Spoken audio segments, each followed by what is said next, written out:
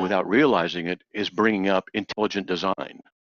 They're bringing up phenomena that can only occur if there's an intelligence in design. And someone, I don't know who, said, well, we have the idea, the inference, which is not absolute proof, but the inference is, the pattern is, we only know information and things like this created out of intelligences in this way, in this sense.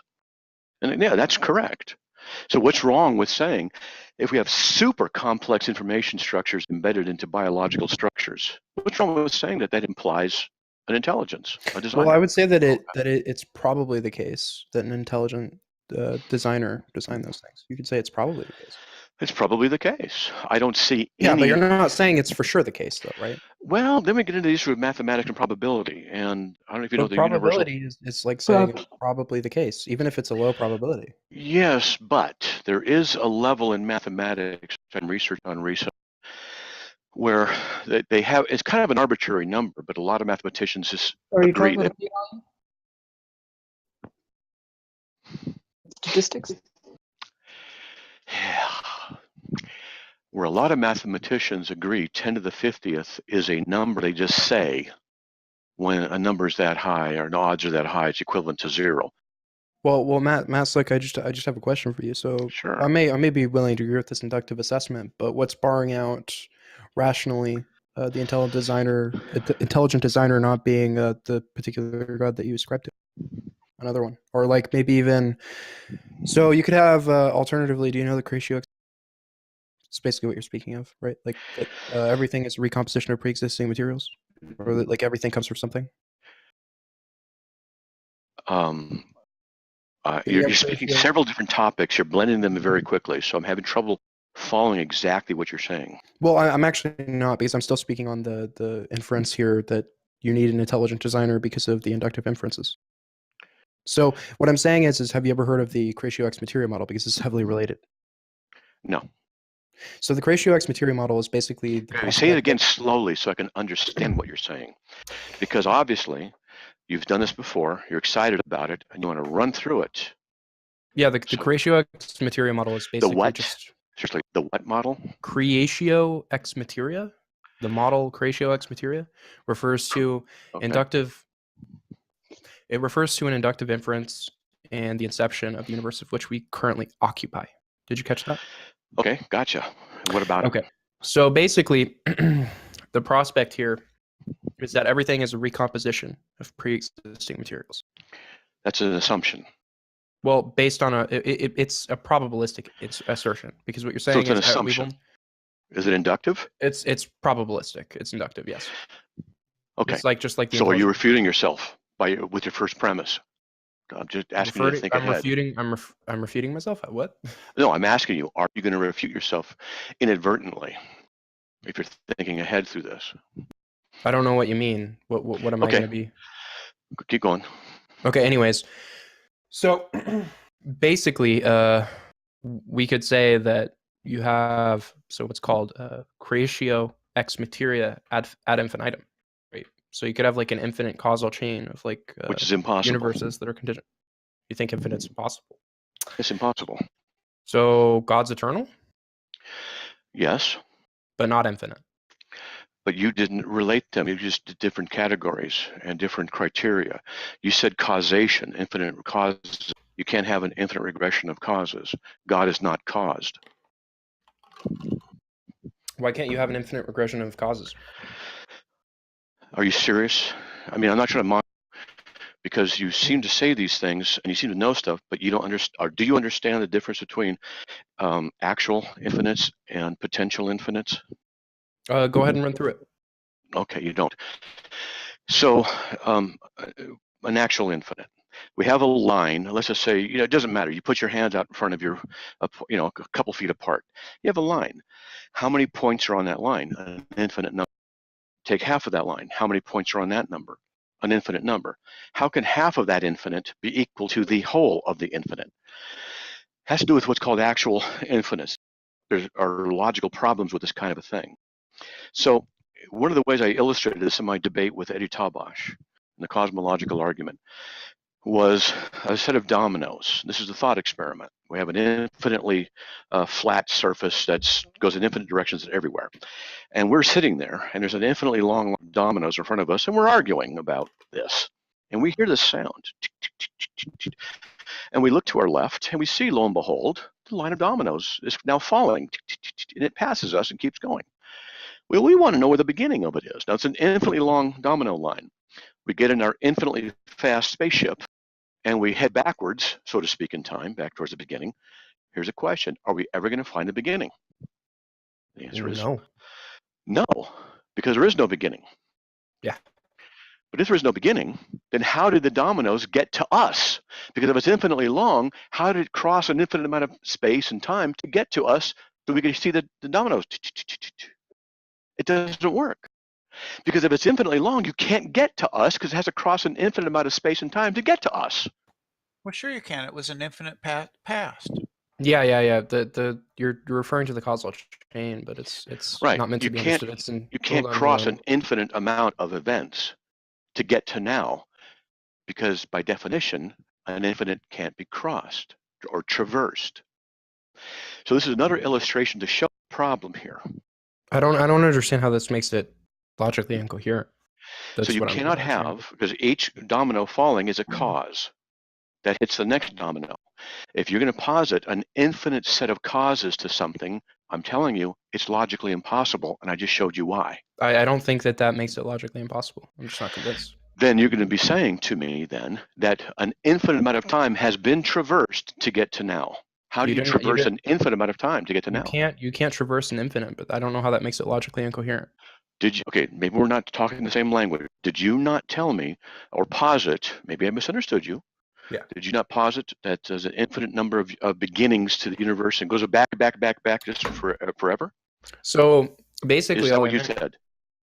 So all I meant by that, right, was by beginning, I just mean the inception of another universe, right? Yeah, and then what's before that universe? So I'm not even saying that necessarily the universes are causally connected in the way that a domino would be. Universes? Yeah. What universes? Universes stacked up next to each other infinitely. I'm not even saying that they're causally connected. Where'd you get this? Hold on. Brenda, please hold on, Brenda. So where did you get this? Where did you get this about all these universes? Where'd you get Matt Slick, let me finish, because I feel like if I explain this to you, you'll understand exactly what I'm saying. So listen, when you're saying that you have creatio ex materia, right, ad infinitum. So what you're saying is that everything's a recomposition of pre-existing materials. So what's the inference there, right? You're saying that everything comes from previously existing materials, right? But that doesn't, the domino example doesn't really speak to this, because if it's if it's a recomposition of pre-existing materials, it doesn't mean necessarily that it's like a domino. It may just be the case that the materials are recompositioning based on some other criterion aside from maybe just pure causal intention, like pushing a domino over. It could just be the case that it happens. It could just be the case. It could just be the case that it happens, barring some natural law. It could be the case that it happens based on, I don't know.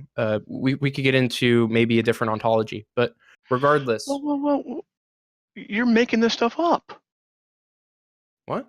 Yeah, I told you he's a troll. You're making this stuff up because it's like the multiverse. It doesn't work. How do you know that all these things are true? You're just positing incredible possibilities without any evidence. You're just demonstrate that it doesn't work, and you continue on in an illogical. Matt's like, I'm not being illogical. You just yes, you are. You completely dismiss. You said a reconstitution of matter, right? Listen, all I'm saying is every bit of material that you look at, right, comes from pre-existing material. That's all I'm saying. Right? It's deductive. Is that material infinitely old? Sorry, what, Matt Slick? Is the material infinitely old? Is the material infinitely old? Yeah. Like, do you mean from the perspective of the infinite universes? You said one thing came from another, reconstituted. That means reconstituted means there's a cause and effect. So this material, I'm just asking a simple question. Is it infinitely existing? Has it always been there? Whatever it is that's reconstituted. So it's always been there. Yeah, because it's a creatio ex materia recomposition of pre-existing materials, yeah. Okay, there's a problem with that. There's several problems. I've already shown you the logical problem with the impossibility of the actual infinite. It doesn't work philosophically. But let me show you another one. We'll call this material. We'll call it material. All right. But it's not sentient. It's not alive. It doesn't have any personality. It's just material, right? Sure. Okay. So if it exists, does it not also, if it has existence, also have an ontological essence? It'd have to if it exists, right? Sure. And if it has an essence, it means it has properties. No problem. Sure. If it's going to be able to create the universe, it has to have both the necessary and sufficient conditions to create the universe. Maybe not necessary, but yeah, sufficient. No, it has to be both. And what that means is this. Let me back up or sidestep, and I'll explain what it is. We have a flat surface, and you have a boulder, and you have a fulcrum and a lever, and you're going to move the boulder.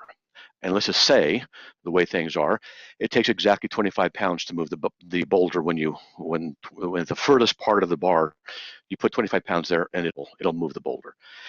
And but 24.999, it doesn't move. But anything at 25 and above, it moves.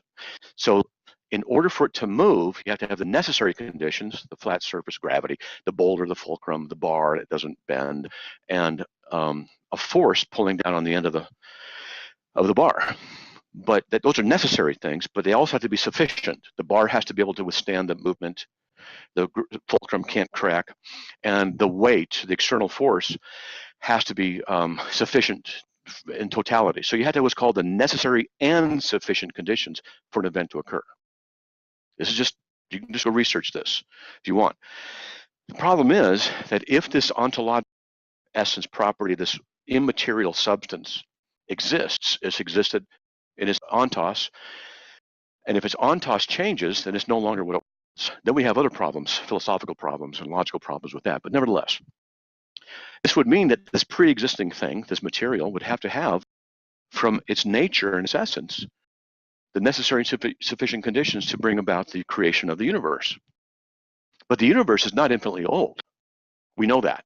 Entropy problems, the background radiation issues, some other issues. They know the universe had a beginning. All right. Now the problem is, if this material is infinitely old, as you say, then for an infinite amount of time, it had the necessary and sufficient conditions.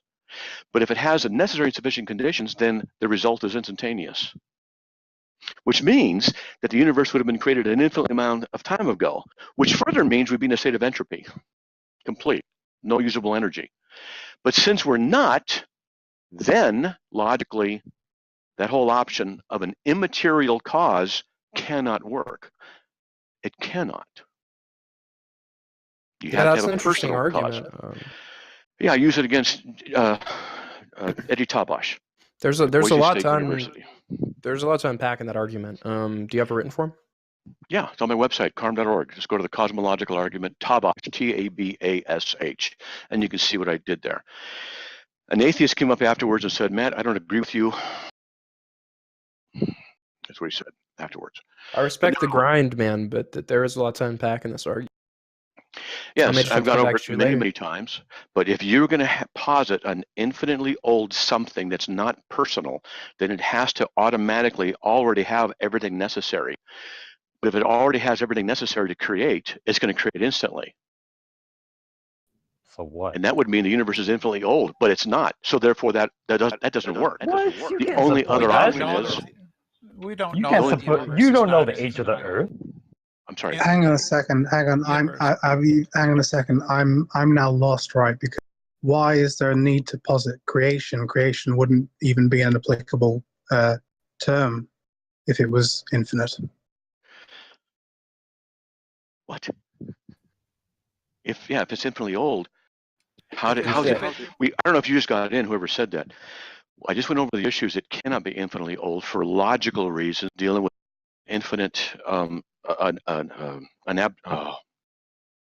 I say. That just means it can't be an actual infinite. If it's it can't work. infinitely old, it was never created. You can't say No, it's because of if it logical had the reasons. necessary, if it has the necessary and sufficient conditions, it has to have it naturally and eternally, because the ontos doesn't change. It's not personal. It doesn't make decisions. It just is. And if the therefore, universe whenever you is have the infinite- conditions met, the universe will be created.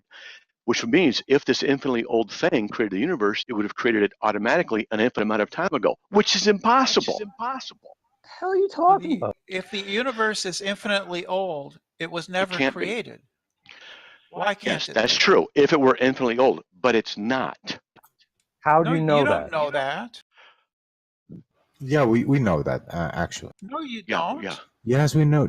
Listen, no, you Brenda. don't. Listen, Look, hang listen, on a listen. second. One of No, the stop tasteless. primary, No, stop tasteless. Stop tasteless. properties of infinity Please, is that someone it's stop. dynamic. It has to be dynamic. It has to be We growing. just get a mute on Tasteless. So please. if you're going to have like a starting Listen, point, if you're saying the universe is not infinitely old because you know Look, about the Big Bang, is that what you're saying? No, Guys, look, it's not infinitely listen, old. please. Just go look at background radiation stuff. Go look Please let me address this. Anything that you can observe, Matt, there the mistake could that be you're a making dimension is that above it. you're assuming that the Big Bang was the start of the universe. That's But simply the look, universe his that we argument- can analyze. Look, his argument of it not being infinitely old rests on his assumption that it can't be infinitely old, right? Well, no, that's not true because he just referenced the cosmic background radiation. Yeah, the Kobe experiment in the 1960s proved it. Background radiation. Anything that you The universe see, is expanding. there That means it could came back be to a center dimension point. above that. Boy, come on, guys. You should know this stuff. Seriously. I I'm actually stopped responding walking. My directly jaw to that. dropped open. When No, you no, guys no, said, I'm just responding directly the to that. universe is not, didn't have a beginning, I actually stopped walking and went, what? Who am I talking to? Anything that you We're getting report feedback from that Ben. you've We're getting observed. feedback from Ben.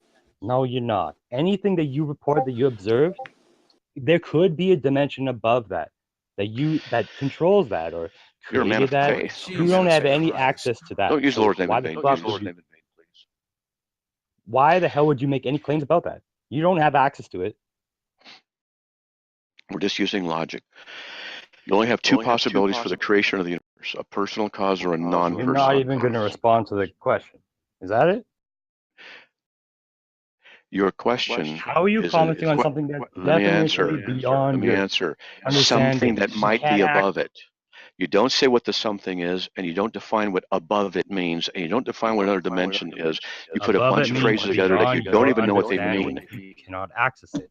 The start of the Big Bang is supposedly like the thing that we can observe beyond. There could be something beyond this, right? Do you guys are you really that faithful? Are you really that faithful? I'm the one who's more logical and evidential than you guys are. You haven't formed It's not faith. coherent I'm asking it argument. could be. You're saying there can't be. If it could be, then there could be a God, right? The Christian God, right? And there could be a non-God, infinitely old, infinite universe. You still No, haven't said that's not anything about possible. why that can't be. We Not already went possible over because that. of the We Big already went Bang over that you that. just agreed that there Have you could be guys something got another beyond. question? We already went over that. You guys got another question at all? Talk about anything? Yeah, can you go over the whole the entropy thing and the permutation thing about the evolution thing? I didn't really understand that. Like when you were talking about base pairs and the improbability of abiogenesis or something like that. I don't know. What were you saying? Yeah, this gets more difficult, more technical, and I actually have on my computer up one of the windows is I'm running an outline on evolution, and one of the areas I'm going to have to slow down and work on is in the issue of probability and mathematics, which I think is just a fascinating topic when it comes to how math relates to actuality. But when first of all, we have to do this. I don't have it all ready yet, but the first thing we got to do is define what information is, because without that, you can't argue for or against it. So information has to be defined. Good for you that somebody's already done that. Yes. Well, let's just hear what his definition Let of me information continue. is, and then if someone disagrees, they can say what it is, right? I want to see if I agree or disagree. Well, I'm going to gather some different definitions of information. Well, no, I want to know what your definition is, because that's what I'm not going to say right now argument because from. I'm not going to say right now because I'm still formulating what that really is. I'm not exactly sure how to articulate it. So once information has been defined, then we have to talk about properties of information. Because once you know what something is, you have to recognize its properties. So you should recognize that something has properties. Well, information is non-corporeal and non-physical. So it's another category. It's an abstraction, which I think is interesting stuff, but nevertheless. And then how is information coded in DNA? Because just because you have improbability of a certain series of events happening doesn't mean it's impossible. But Why did you just say that it's the improbability of certain things happening? Is that with reference to the abiogenesis you're talking about? I was going to explain it. How I did was you come going to to explain. I was going to explain. So let's say you have 100 pennies, just 100 pennies, and heads or tails, and we throw them out on the floor, and there's within a 3 by 3, a 3-foot diameter circle, and for whatever reason, they all land face up or face down without laying on each other. It doesn't matter. Just my thought experiment. Okay. Mm-hmm. So they're going to have a certain odds that they're going to be that pattern, and the odds could be like 10. I don't know what it would be. I have to calculate it, but 10 to the 35th power, something like that. 1 times 10 to the negative 35th. And so, but you say, well, wait a minute. It happened. So if the odds are so far against it, how did it happen? Oh, okay. So can I answer that? So okay, if I told you that I flipped the coin that you were talking about, right? 6 times, and then all 6 times, it came out as heads, all the times, right? And I asked you, what is the probability of that happening? What would you say? 2 to the 6th. Okay, so that's where you get something called a gambler's fallacy, right? Yeah, no There's problem. this thing in probability called dependent events and independent events. Right. Mathematics doesn't work like that, right? The probability of something happening, right, even a sample of events is equal, right? The probability of but there's more to it. The probability of six is happening is the same as any other number, right? So yes. What I'm saying, what I'm trying to tell you is that just because you say, oh, it's improbable, or from a statistics perspective that this hasn't happened a lot, it doesn't happen a lot, doesn't mean in terms of Bayesian mathematics that that's not how it works. On the other point about your information thing, right? You brought up this idea that the coins flipping down is supposed to be analogous to something. What is it analogous to? I wasn't. I'm just trying to illustrate some various things because I know there's just different people here with different levels of understanding on this. Let me jump ahead and give you another analogy. Let's say we have 500 playing cards, black and white. That's all. Black on one side, white on another side. And you and I forgot your name. What's your name? It's Taven or Taven. Kevin? Okay. Taven, not Kevin. Yeah. Okay, Taven. So Taven, you and I have, let's just say 1,000, doesn't make any difference. We have 1,000 of these cards, and we put them into a tumbler, and we are, I don't know, 100 feet off the ground in a flat surface, and there's no wind. And we release all of them. And what we're going to see, is a basic circle form on the ground that's going to be grayish because each card has the equal chance of turning face up or face down. And so what we're going to see is just basically kind of a gray overall circle. Would you agree so far? Like you're talking about red face and black face, right, on the cards? Black and white. And then why would it come around as a circle? I'm kind of confused. There's no wind. It's just gravity moving down. So basically it's going to fall down. And because they interact on each other, there's going to be wind variances within each other, proximity, and so they're going to gradually spread out. Okay. I'll just grant that. I don't know what the hell that means, but okay. It's just they're going to it's going to form in a circle. Not a perfect circle, but it'll be roundish, and we'll look at it and go, hey, it's basically roundish, because there's no external forces, no wind, no anything. There it is. And, since there's an equal chance of black or white coming up, then the combination of black and white theoretically will be 500 white and 500 black, but not necessarily. It could be 600 to 400. It could be whatever. But we're going to generally see a circle with generally a gray appearance. Generally. This is not a problem. And if we were to number each card, we would see that there's a certain probability of certain ones laying in certain patterns. Now, that's not a problem. What if we were to do this? and we do it 100 times in a row, and we see a general circle that's always generally gray. No problem. On the 101st time we try it, we're astounded to see that what's formed is an image of George Washington, like that painting on the on the dollar bill, and we're staring at it like, what the friggin' heck is that? How'd that happen? I mean, it's very It's clear. called the gambler's fallacy again. Yeah. It's called it's very clear that it's George Washington's face. Now, would you say that that's what would you say about that? How'd that happen? Again, that's what I said. It's the gambler's fallacy, right? It may as well be random. So it's random. Okay. So now we've gathered these up because this is really interesting. And now what we do is we do the same thing, and what forms on the ground is this was not random accident. That's what we see written on the ground. Would you still say it's gambler's chance? Yeah, it's gambler's fallacy. Yes.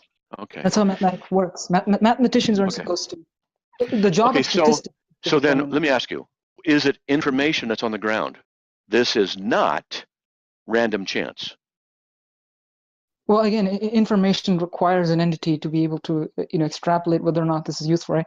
If you look at any piece of object in the universe, hold on. If you look at any piece of object, you could extrapolate information from that, right? It doesn't have to have a particular pattern for us to recognize that information.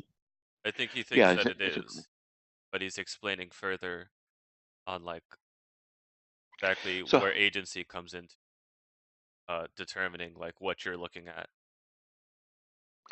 And so I don't follow then. I don't. Are you, Big Chum? Are you trying to explain what he's saying? I don't understand him. Well, so your answer is yes, it is random, and then you're explaining further that the difference between something that's random and something that's intentional is that the intentional thing comes from agents, and the intention and the agency is what makes the difference between the intention of lines on a piece of paper and actual meaning behind the words that those lines represent, for example. Hey, Big I Chum think Time, of the whole thing as Chum Time. It's great to hear that you're a Christian now. Kind of like the abstract art question, right? Somebody draws a painting that is just complete random mess, but given a context, it starts to make sense. The only reason that we would start to make sense of what we see in randomness is because there's a context for us, right? We are, what do you say, conscious beings or whatever, right? And we have all of this, we have linguistics afforded to us, and that's a context. Given the context of linguistics, we have the capacity to understand randomness, right? But it doesn't mean that it's not random, right? That's what I'm saying, and that's what the gambler's fallacy is about, right? If this was an alien species, and they saw this is random written there, they wouldn't make anything out of that because to them it's nonsensical, right? It requires something to be there in order to understand it. So Taven, you tell me how it's all random that sentence occurred on the ground, and I'm telling you, but an intelligence is involved, and you say no, there's no intelligence. No, I didn't say that intelligence. Hold on, I didn't say that there wasn't intelligence involved. Let me finish. Okay, go ahead. And then we go down and take up the cards. We do it again, and then another sentence occurs. Taven, this is not random chance. Now, just seriously, is there an intelligence involved or not? I mean, if it came out like that, then I would certainly assume that there's some form of intelligence that can understand us. Yes. And you recognize it, as SETI does, Search for Extraterrestrial Intelligence, because of complexity, but there's specificity of information that's conveyed. If there's no one there to see that card arrangement, it's not information. Okay, but can you explain what the analogy is in reference to with respect to abiogenesis? Well, abiogenesis deals with the issue of information being encoded into biological structures, into chemical molecular structures. And it's far, far, far, far complicated than a sentence, Taven, this is not random chance. Okay, so your essential contention is that because there are complex systems in the universe, that it must be created. Is that correct? That there I are didn't some say that. intention. I didn't say that. behind it? I didn't say that. There are all No, I'm kinds of asking. I'm not complex. saying that you Hold did. I'm on. asking a question. There's a difference between complex systems and specification within complexity, because we have the cards that have a complexity of 1,000 cards, black and white surface. Doesn't matter. And That's when the just making, sentence is made, it doesn't matter if the card's black or white, up or down. It doesn't matter, because it's the pattern that's there. When we see this kind of a thing, we recognize information, we recognize the intelligence behind it. And the only evidence we have of the intelligence involved is the information. And it's complex. It's taken something that's random, so to speak, falling cards, and arranged them in a specific pattern. This is in not context that we understand. But the difference Not is that. necessarily. No, Taven. All right, Hold let's on, let Brenda Patterns go. themselves have don't- properties. Let's let Brenda No, no. go, and then Tasteless, and then Taven can respond, and then Matt can go again. Okay, go ahead. well, am I allowed to specified, speak? Let's Sorry, let go Brenda ahead. go first. specified complexity is a phrase invented by creationists. It begs the question in specified. Specified imports the notion of it of a creator, a designer. So it begs the question to say the words specified complexity. No scientist and no biologist use that term. It's a nonsense word. Okay, Tasteless. Yeah, Sorry, Matt, I'm no, going to I give was you a going chance. to, once I we was get going to around again. tell Taven that, patterns themselves have properties unique to them. They are. It is just because it is not dependent upon our, interpretation of them. They have properties, physical properties to them. They're just the arrangement of matter in space. It has meaning and it has properties, energetic properties, and different types of properties. Yes, they do. Okay, so okay, let me give you an example of why this is the gambler's fallacy, right? I used to gamble on this website called Bitzler, and what the website was essentially, you would, bet on essentially random numbers, right? So the number would be generated randomly, and how it's random is that it uses the fan noise of a computer to generate random numbers from the universe, right? And so I was starting to notice this pattern in the way the numbers were being generated. So what I did was, I'm into math a bit, so I drew up a chart, a trend line, and I drew all of this stuff, and I tried to predict if there's any regularity. And I saw that there was a lot of regularity in the way that the numbers were coming out. So a lot of the times it would be sixes or fours, right? And essentially, if it's random, then, if it's non-random in the way the numbers are appearing, then you can essentially place bets, real money on these things, and actually make a lot of money.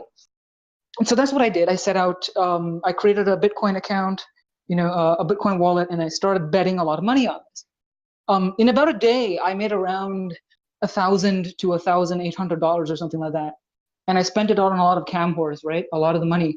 And then I thought, hey, this is pretty cool. It's non-random. And so what did I do? I kept doing this. But then I started to realize, given enough time, that I was losing more money than I was gaining. And so I went back, and then, I looked at Bayesian mathematics. I wasn't into math at the time, and I realized that I was doing exactly what the gambler's fallacy was. I was making the mistake of assuming that just because there's a seemingly regular pattern in a sequence of numbers, that it must be non-random, right? This is what mathematics has to say. It specifically says that assuming that there's patterns in numbers, right, especially when you know that the origins of the numbers are random, is a gambler's fallacy. And so there's no reason to assume that just because, as you so say, specified complexity, right, in the universe, which I don't even think, under your own definition, complexity just comes up out of nowhere. It takes a long time, right? We've been through billions of years for this thing to happen, right? Given enough time, anything that can happen will happen eventually, right? And that's what happened in my case. It just happened to be the case that in my case, these numbers just happened to pop up. I was a moron for assuming that this was somehow special. That's what the gambler's fallacy has to do. It's a very common fallacy. All right, you're up, Matt. Huh? All right, you're up, Matt. Well, I can't really comment because so many people said so many things for a long period that I'm not able to respond to all of it. So brief recap: Brenda brought up specified complex information as question begging. I don't remember. I don't remember the exact wording. So when I don't remember exact wording, I just really can't comment. So. Okay, well, Brenda's still here if you want to ask her to refresh. Well, that's exactly what I said. Specified complexity is question begging because the word specified smuggles in the concept of a design. Whatever you want to say, Brenda. I don't agree with you. Oh, when you said nobody uses it, yeah, right. That's Come true. on. And no, Just it's not true. creationists. Okay. Just all right. creationists. Okay. Okay. So Matt, you know what is your criteria for hold what on a you second. consider Hold on a second. Hold on a second. complex? She said Taven, she said please let nobody Brenda. uses it, and then she contradicts herself. She says it's just creationists. So notice the problem: poisoning the well. And also notice the genetic fallacy. Just creationists use it, so therefore don't take them seriously. And we gotta talk about logical fallacies, Brenda. You commit a great many of them, and you don't even realize it. And it's your bias that's coming through. So let me ask you, Brenda, have you ever read any books on intelligent design? A long time ago, yes. What's the name of the book you read then? What was the author? I don't really recall. It was quite some time ago. It was probably back in the 70s. Really? Okay, that tells me a lot. All right. Who else had a question? Who else had a Well, that question? was when I was in high school. That was when I was in high school in the 70s. Okay, so I want an answer. Like, what would you qualify as specified complexity and not specified complexity? Under your worldview, is everything specified complexity, or are there things that are not? Because in order to say that, that means that you are able to make the distinction. So you obviously have a qualifier for what can be quantified as specified complexity. So go ahead. Well, as I said earlier, equidistant prime number stacks of stones in a path has complexity to it, but also has a specified, declaration of information. Prime number stacks are equidistant. We call this specified, and it's also complex. Hold on, what? Like it is ruled by some laws, some principles. Something else.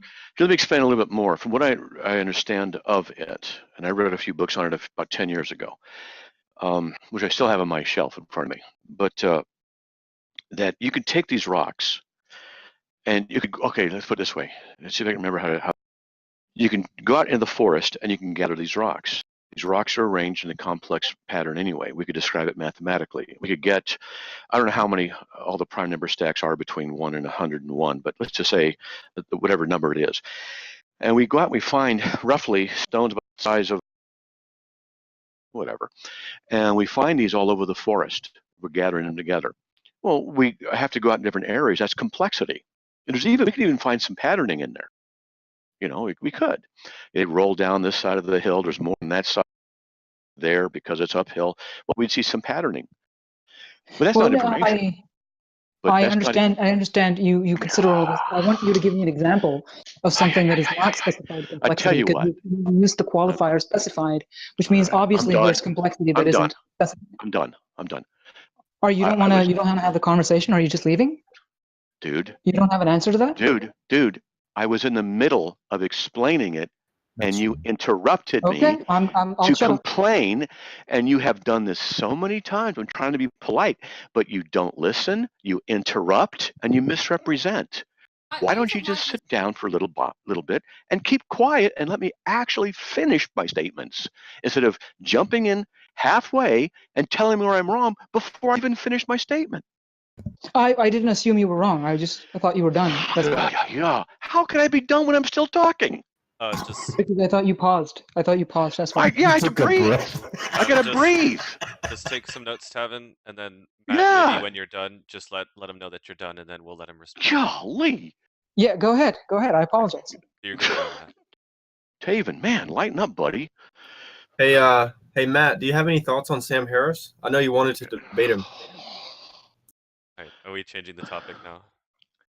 Why don't we? No, let him answer. Let him answer. Specified complexity, Matt. You were in the middle of it. What is your name with the cool voice?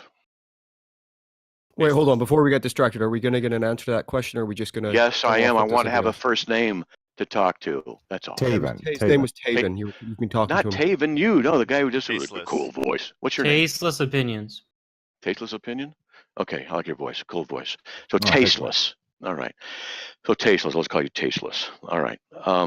Thanks for focusing and trying to keep things focused. I appreciate that. Yeah, no worries. So we grab these stones and we can see patterning, but no specificity. There's no information in them. We then take them and arrange them in an equidistant pattern of prime numbers. That's when we know that there's information there because, well, we've arranged it. We've done it on purpose. So specified complexity deals with, if I'm trying to remember this, it has to do with structures in a natural environment that are arranged in a non-natural way that convey either instructions or information. And the conveyance means there must be a sender and a receiver for it to be conveyed. But the information has no mass, has no dimensionality. I said, it's a difficult thing to define. So when you're giving out your example, right, it seems that in the case where you're laying out the stones, we can see that you give your purpose, whatever purpose you've taken, right, is going to be where the information is. But when you arrive at something, right, you don't have that kind of access to make that determination. Well, let's back up. If we see that these stones are stuff like this, if we did it or somebody else did, we would come across this. We would recognize information. So what then would be the properties that we're seeing? Because, we touch an apple, we're seeing redness and hardness, and we can feel its weight and things like that. There's certain properties to things. Well, if information exists, it's going to have certain properties. What are the properties? There's complexity, right?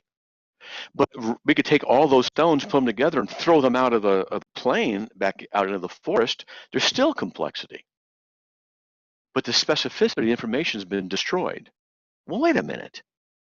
What is it that was destroyed? Hang on. No, I don't get why you think you will be destroyed. So let's say we throw the stones out of the plane, right?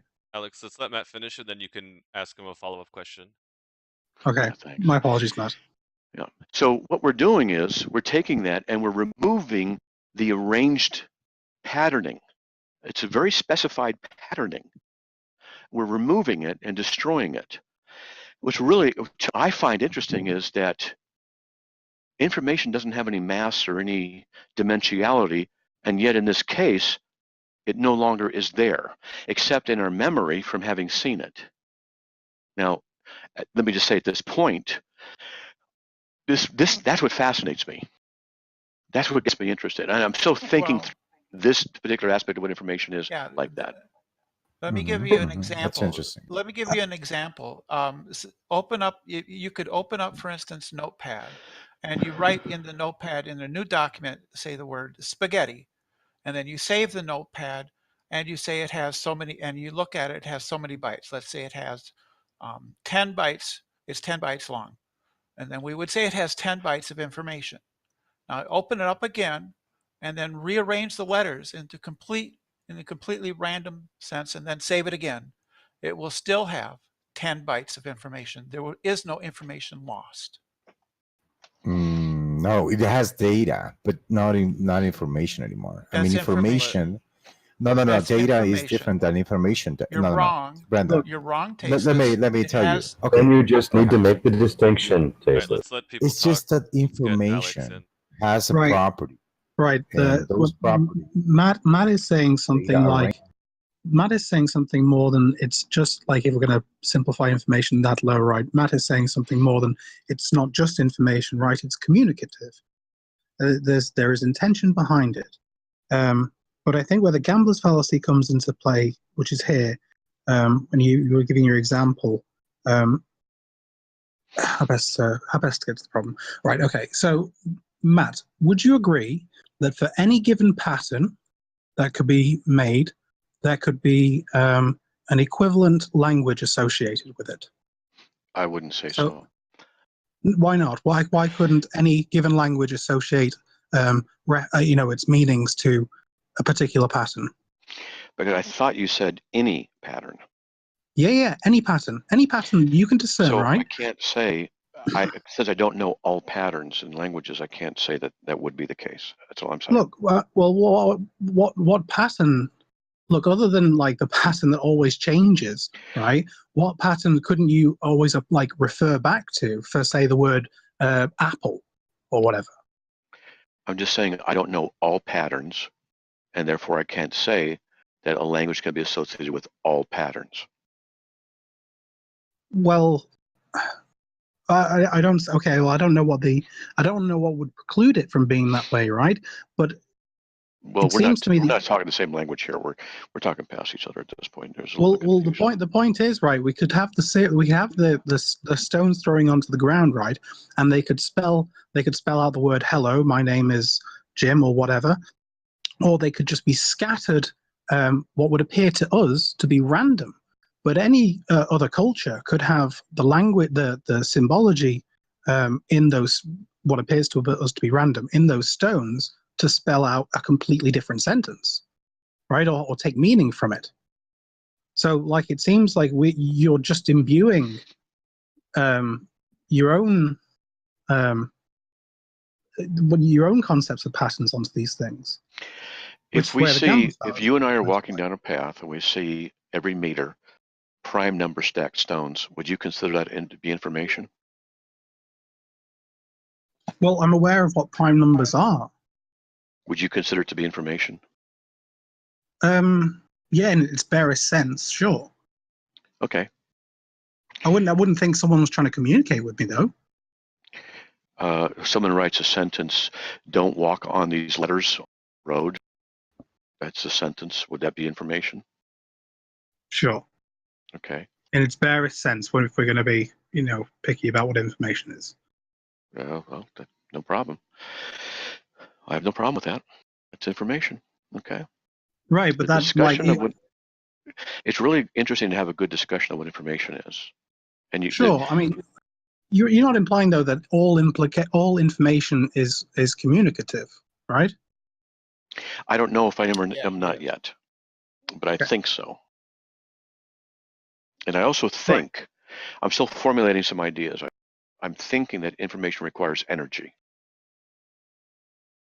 What I mean by that, I don't know about that. well, what I mean by that is 2 + 2 = 4. I had to speak it, and you had to hear it, and there's energy in our bodies that allow its conveyance. Now, I don't know if that's right or not. I mean, but that's what I'm thinking about now. Let me flesh out that intuition. What you're saying is that information is symbolic, and symbolic representations have overhead, right? Usually in the form of energy. Well, then we'd be begging the question, so to speak, by saying it's symbolic, which is information itself. So this is why it's really an interesting topic.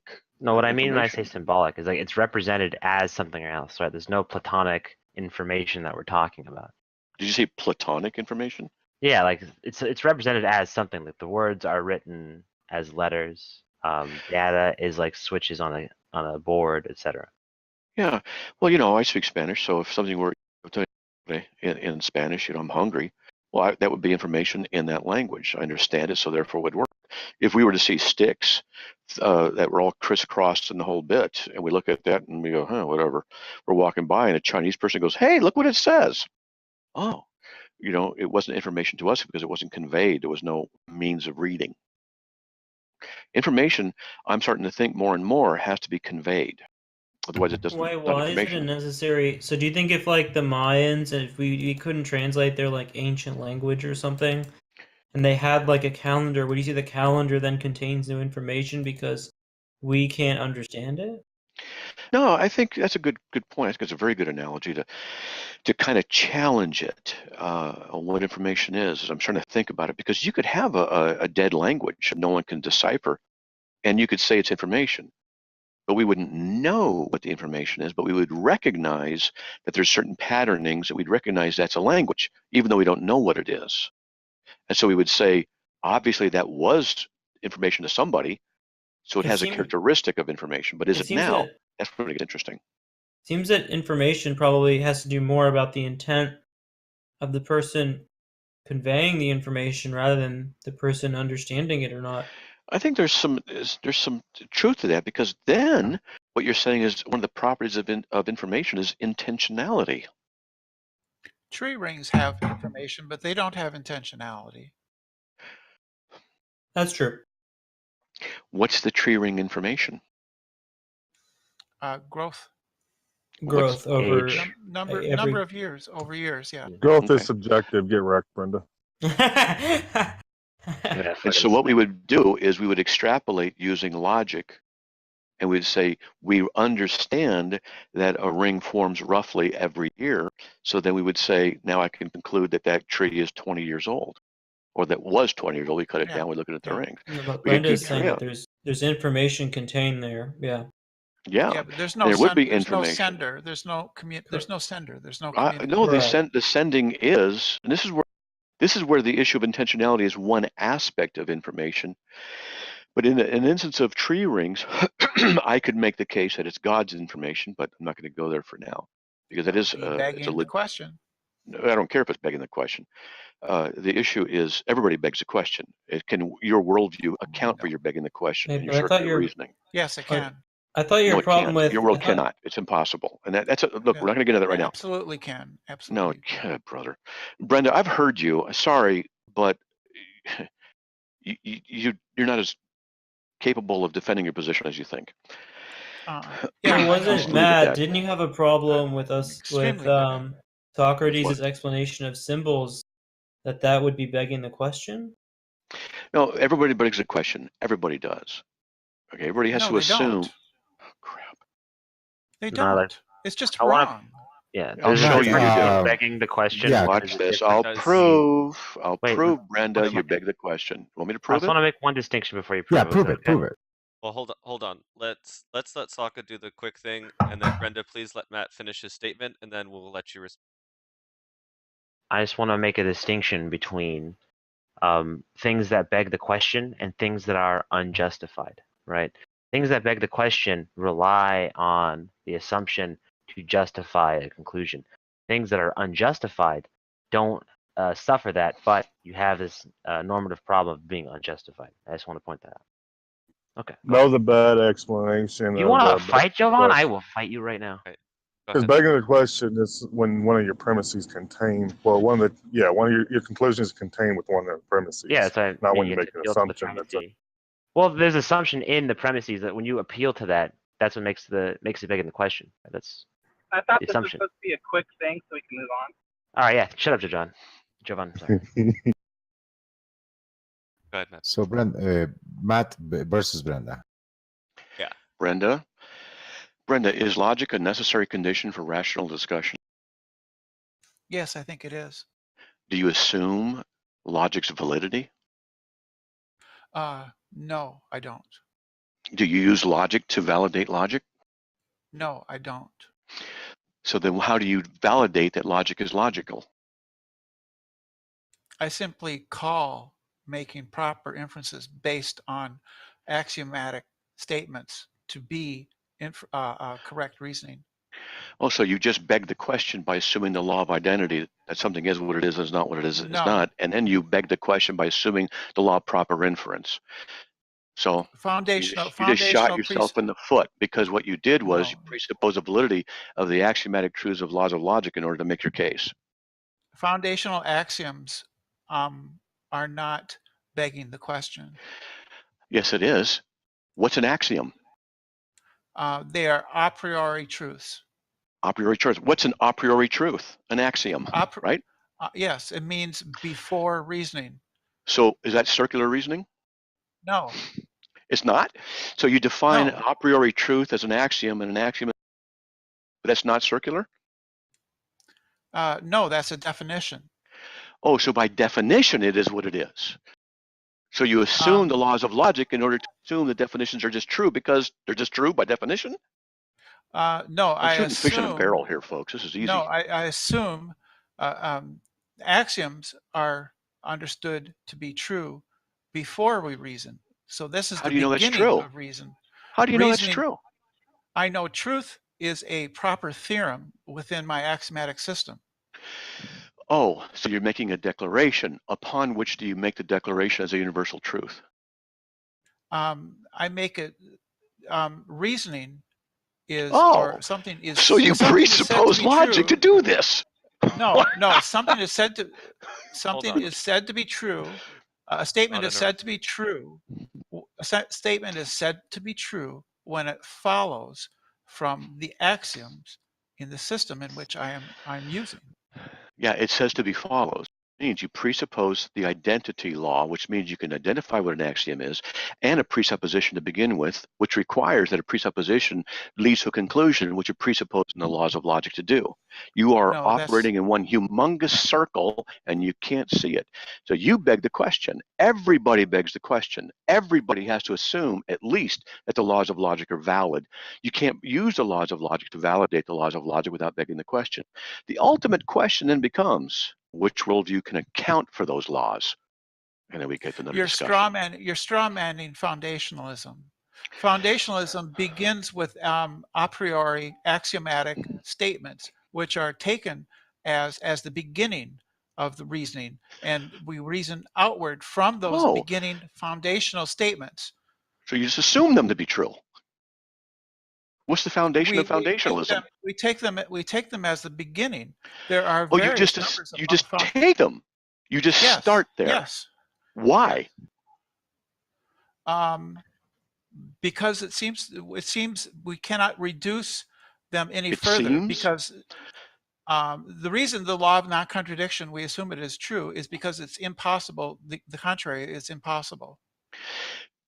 The impossibility of the contrary means you're just presupposing the logic about that logical norm to begin with.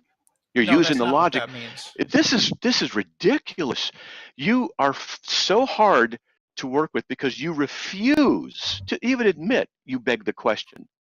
Right, because I don't. Because assuming the law of non-contradiction or taking it as true, because it can't, because the opposite cannot be. It cannot be. I cannot imagine the contrary. And if I do, you then can't due to the principle of explosion, because wait a minute, imagination is because of the principle of explosion.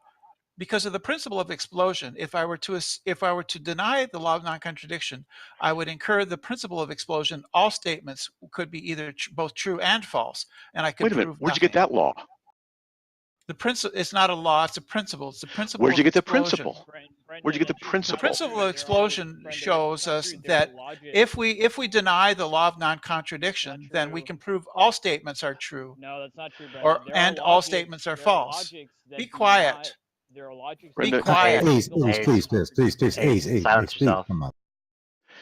Brenda, I've already cornered you several times, and all you do is take a step back and redefine something. And all I have to keep doing is pursuing you and saying, why is that particular position that you're holding now valid? And you redefine something else. Pretty soon, you're going to come back across your own path logically, and that's when I get you again. You presuppose certain things. You define axioms as I forgot how you did it. Whatever you said, they're a priori. They're a priori truths. It's right. And then I said, Immanuel Kant. And then I said, what are the a priori truths? He said they're axioms. Well, yeah, that's how definitions work. That's exactly right. And you're just defining them. You're just defining them. Yes. This is what it is. Yes. And I'm going to ask you, how do you know that's what it is? Because you say because I defined it that way. Oh, so you define it that way, and that makes it true?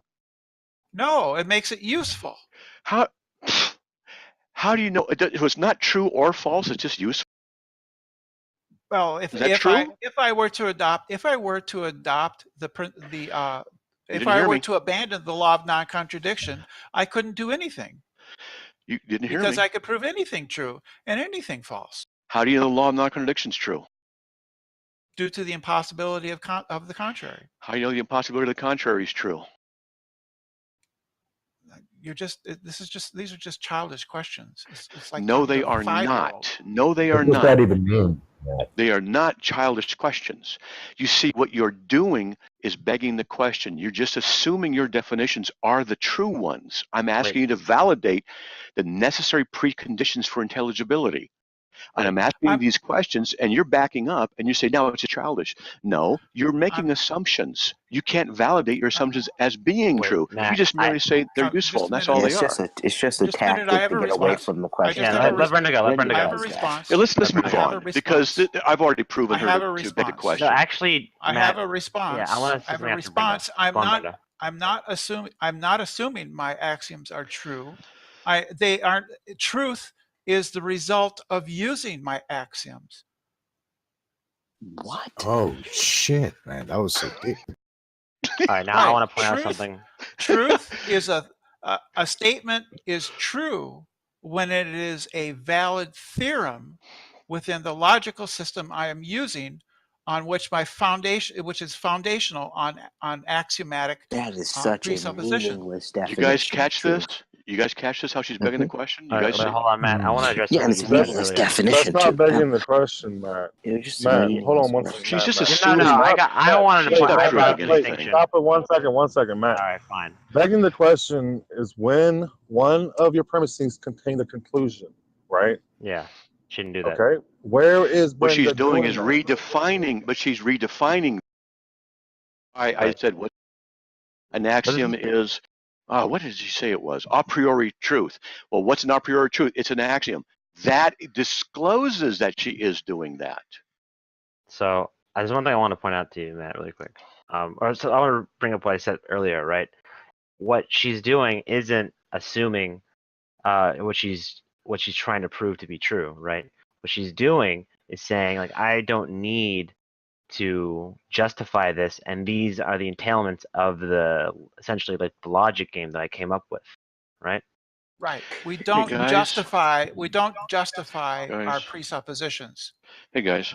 Yes, you do. You have Because to have a world if that a can do that. no, Guys, if I a have to interrupt, but it's presupposition totally could different. be justified, it wouldn't be a presupposition. I have to do totally different. You guys know my wife has medical issues, right? Are you guys aware of that? Yeah, don't worry, man. Just leave. That's fine. She texted me an hour ago, and she asked me to put pizza slices in the oven. And I don't know. I don't know why my daughter did it. So I have to go down and check. And if I do, I'm going to lose contact with you. Okay, So, axioms can't be justified. You'll be here. Let me go do that. No, she didn't come back. Okay, hold on. Because if they could be justified, then they wouldn't be axioms. Brenda's just stated the most ridiculous, meaningless definition of truth I've ever heard in my entire life. It's called Tarski's theory of truth, bro, Joe. Look it up. Yeah, it's meaningless. Yeah, right. Everything Brenda says is deep. Look it up, it sounded bro, Joe. Deeply, It's called profoundly it's by a guy named Tarski, and it's his theory of truth. Brenda, just you look up, theories of knowledge that no one in the world holds to doesn't mean you're saying anything profound or correct. Actually, quite a lot of people accept Tarski. Yes. Quick question, Chum. Did you get my? Did you like my news? Yes. Okay, you didn't say anything, so I was concerned whether you liked that or not. I formatted it pretty well. Okay, well, this is not the venue. Asking you. Yeah, maybe you should respond to it earlier, so I wouldn't have to ask it here. All right, go on, everyone.